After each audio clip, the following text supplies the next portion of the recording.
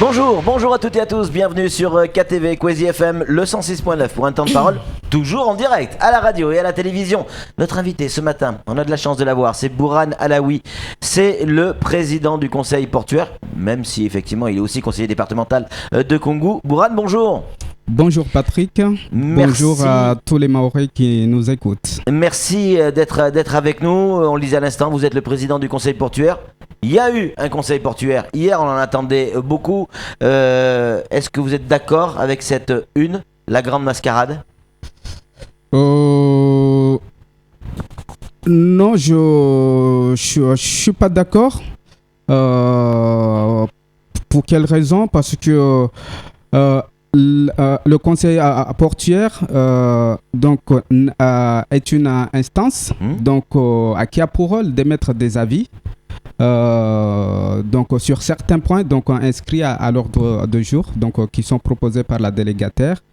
À ce titre je vois pas vraiment comment est-ce qu'on peut arriver à titrer une mascarade. Voilà. Alors qu'est-ce qui a été décidé hier ? On sait que la Smart a obtenu son habilitation, Manuport ne l'a pas obtenu.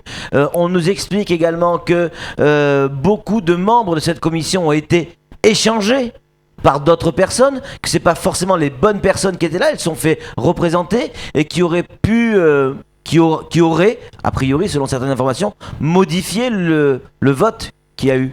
Alors, avant de répondre à cette question, Patrick, oui. J'aimerais tout d'abord remercier déjà tous les membres du conseil portuaire qui étaient présents hier. Sachez que sur 18, il y avait 17 présents, on avait un absent. Le quorum était là. Quorum était là, c'était, je voudrais le souligner ici, c'était notre premier conseil portuaire depuis 10 mois pratiquement que nous sommes là. Il faut savoir que c'est vrai, il y a eu un long travail à faire avant qu'on arrive là. J'aimerais saluer aussi l'esprit qui a régné dans ce conseil. Oui. Remercier ceux qui ont contribué au débat, ces membres, sans oublier la présence du préfet de Mayotte, qui nous a facilité quand même la tâche. La tâche jusqu'ici. Parce que ce n'était pas facile et ce n'était pas gagné d'avance. Pour en revenir à votre question, je ne sais pas si les personnes qui peuvent dire que il y a des membres qui ont été changés comme ça. Vous savez, ces membres, ce n'est pas nous qui allons les chercher, mais il y a des entreprises. C'est la loi qui veut comme ça, il y a un règlement. Que pour le conseil portuaire, il y a telle instance qui doit avoir un représentant. Donc, ce sont ces structures qui nomment une personne pour pouvoir les représenter au sein du conseil.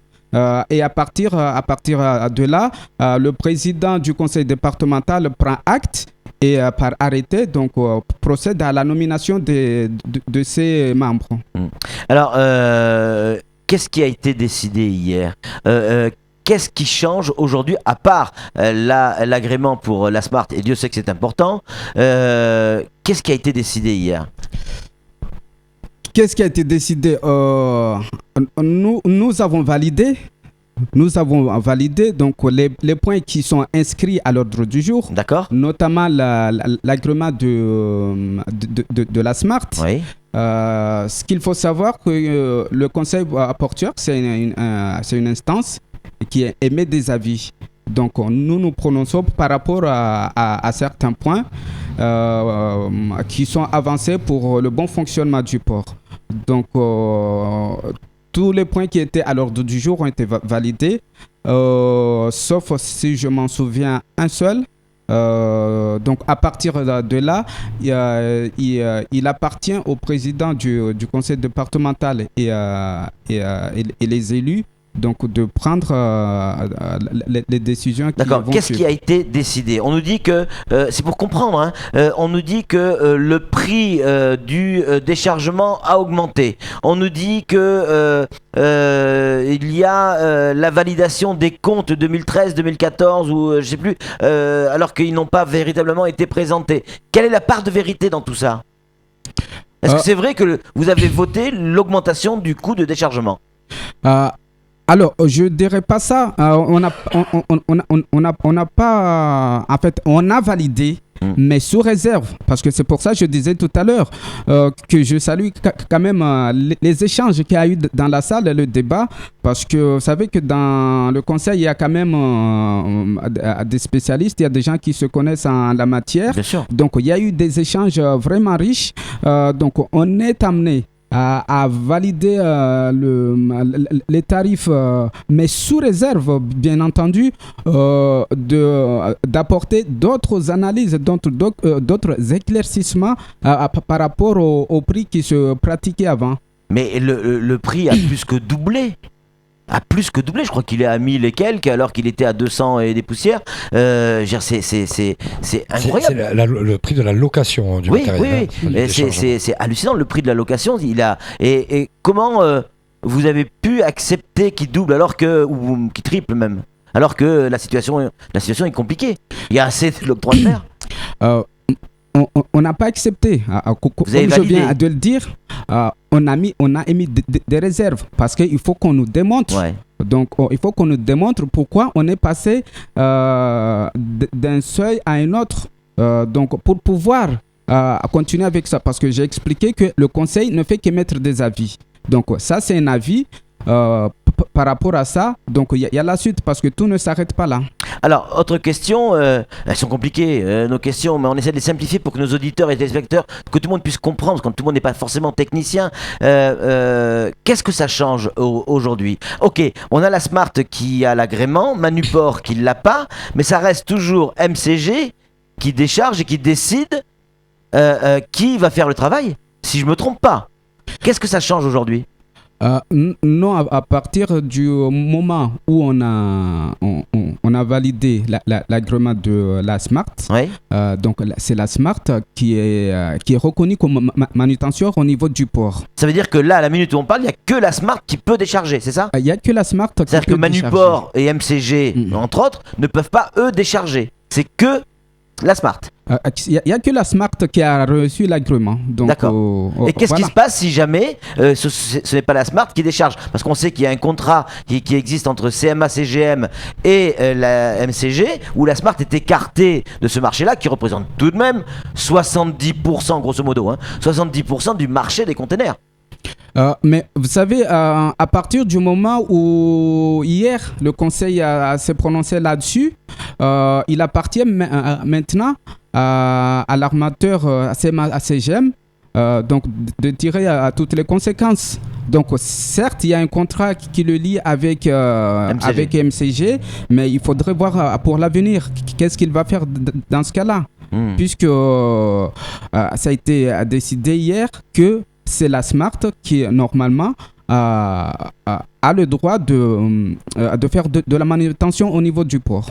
Alors, vous, en tant que président du conseil portuaire, quel regard vous portez sur les déclarations qui ont été faites par le président Sobahadine concernant cette DSP et la possibilité, s'il y a des manquements, de dissoudre ou de retirer cette DSP? Vous, en tant que président du conseil portuaire, quel regard vous portez là-dessus? Vous savez, Patrick, nous sommes là donc pour faire fonctionner pour avancer l'économie de Mayotte. Oui. Donc, mais si on remarque que à chaque fois, depuis qu'on est là, il ne se passe pas un mois sans qu'il y ait un blocage du port. Donc, si on en arrive là, c'est pour exprimer un ras-le-bol. Donc, on ne peut pas continuer comme ça. Nous voulons que Mayotte avance, que le port de Mayotte se développe. Donc, il faut que tout le monde se mette d'accord pour travailler ensemble. Donc, on ne peut pas à chaque fois qu'il y a un accord revenir là-dessus ou je ne sais pas. Donc, en tout cas, Vous faites faire allusion à l'accord du blocage. 23 décembre? L'accord du 23 décembre, mais il y en a eu d'autres. Il y en a eu d'autres. Donc, si les choses continuent comme ça éventuellement, donc c'est sûr que, vous savez, la DSP va durer 15 ans. Ouais. Donc, on ne peut pas en 15 ans, comme ça, à chaque fois, tous les mois, s'arrêter pour traiter un problème. Ça, c'est sûr. En même temps, dissoudre la DSP, c'est quelque chose qui va coûter cher au conseil départemental, donc qui va nous coûter cher, parce que c'est nous qui payons avec nos impôts. Et l'octroi de mer, entre autres. Ça va coûter cher s'il n'y a pas de raison valable. Ouais. Mais si on est amené à avoir des preuves ou à démontrer en tout cas les manquements donc, pour le DSP, je pense que ça coûtera pas cher. Donc cela veut dire tout simplement qu'il faudrait que dorénavant, donc tous les acteurs du port, chacun prenne ses responsabilités pour que le port puisse fonctionner normalement. Est-ce que, pour conclure, vous allez également, puisque vous êtes pour, plutôt contre les situations de monopole, pour défendre l'économie, et est-ce que vous allez accepter également, comme vous l'avez fait pour la Smart, l'agrément de Manuport lors d'un prochain conseil de portuaire? Pourquoi pas? Parce que on s'est dit que si il n'y a pas d'entrave au niveau du port, si le port arrive si tout le monde arrive à travailler normalement au port, il y aura de plus en plus d'activités.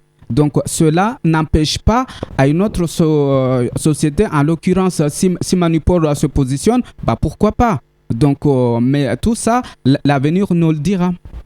Merci beaucoup Boran Alaoui d'être venu sur ce plateau. Ça passe vite, 12 minutes.